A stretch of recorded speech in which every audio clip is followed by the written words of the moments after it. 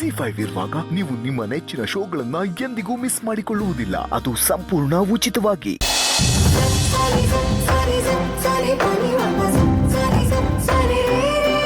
Happy birthday ಪುಟ್ಟ.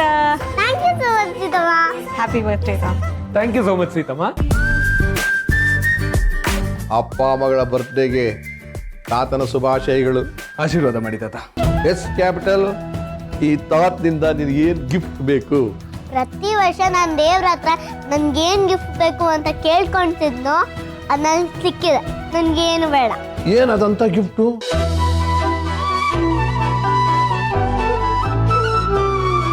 ಅಪ್ಪ.